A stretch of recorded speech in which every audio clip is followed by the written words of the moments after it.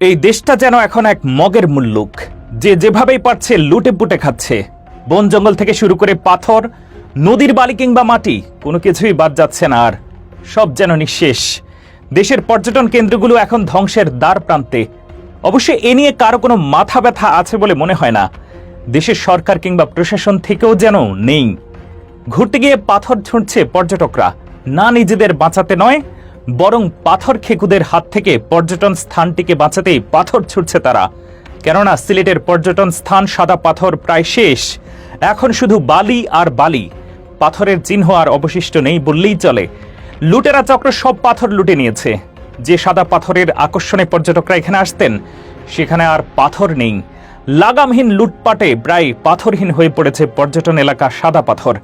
সিলেটের কোম্পানিগঞ্জ উপজেলার ভোলাগঞ্জ সীমান্তে অবস্থিত সাদা পাথর নামক পর্যটন কেন্দ্রটির নাম হয়তো কিছুদিন পর কেবল কাগজে কলমেই টিকে থাকবে। পাথর খেকো দল দিনে রাতে উৎসব করে শেষ করে দিয়েছে প্রকৃতির এই অমূল্য ভাণ্ডার। 2017 সালের দিকে পাহাড়ি ঢলের সাথে নেমে আসা পাথরে ভরে গিয়েছিল ধলাই নদীর উৎসমুখ। প্রায় 5 একর এলাকা জুড়ে ছড়িয়ে থাকা সাদা মসৃণ পাথর আর তার উপর দিয়ে বয়ে চলা স্বচ্ছ পানির স্রোত এক অসাধারণ দৃশ্যের জন্ম দিয়েছিল। খবর ছড়িয়ে পড়তে দেরি হয়নি, সারা দেশ থেকে পর্যটকদের ঢল নামতে শুরু করে। স্থানীয়ভাবে শত শত মানুষের কর্মসংস্থান তৈরি হয়। তখন উপজেলা প্রশাসন আর ইউনিয়ন পরিষদ মিলে এলাকাটিকে সংরক্ষিত ঘোষণা করে, পাহারার ব্যবস্থা করে। কিন্তু সেই উদ্যোগ ছিল ক্ষণস্থায়ী। লুট হতে থাকে সাদা পাথর, ঝাঁপিয়ে পড়ে পাথর খেকুরা।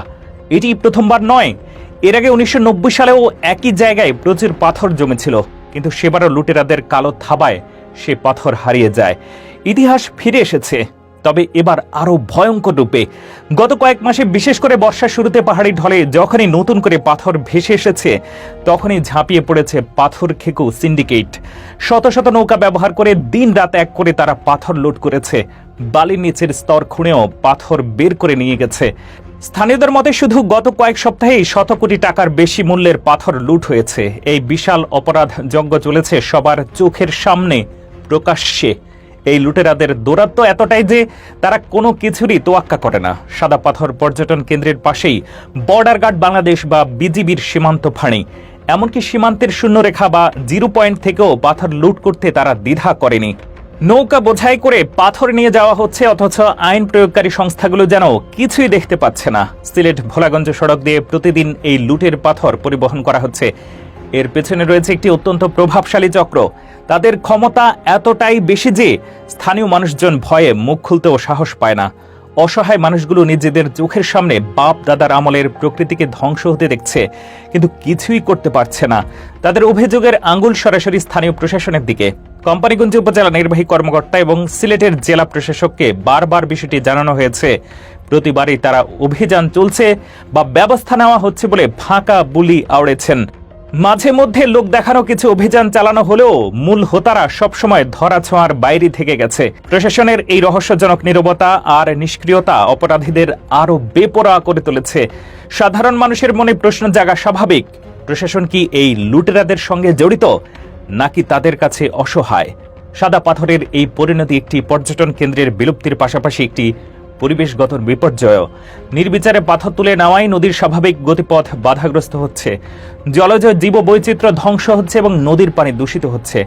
এর প্রভাব পড়ছে স্থানীয় মানুষের জীবনেও। পর্যটনকে কেন্দ্র করে যেসব মানুষের জীবিকা গড়ে উঠেছিল, তারাও এখন ক্ষতিগ্রস্ত।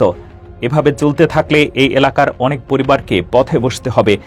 যেহেতু খনিজ সম্পদ মন্ত্রণালয়ের দাবি এই সম্পদ তাদের, সেহেতু এই জায়গায় তারা তদারকির দায়িত্বে আছে, কিন্তু বাস্তবে তাদের কোনো তদারকি নেই। জেলা এবং উপজেলা প্রশাসন একে অপরের উপরে দায় চাপিয়ে নিজেদের দায়িত্ব এড়িয়ে যাচ্ছে। বিজিবি চোখের সামনে দিয়ে সীমান্তের সম্পদ লুট হয়ে যাচ্ছে, কিন্তু তারা নীরব। সব মিলিয়ে মনে হচ্ছে সাদা পাথরকে রক্ষা করার যেন আজ আর কেউ নেই। প্রকৃতির এই অমূল্য উপহারকে আমরা সম্মিলিতভাবে ধ্বংস করছি। যে সাদা পাথর সিলেটের গর্ব, সেটি হয়তো এমন অবহেলা অনাদরেই শেষ পর্যন্ত হারিয়ে যাবে।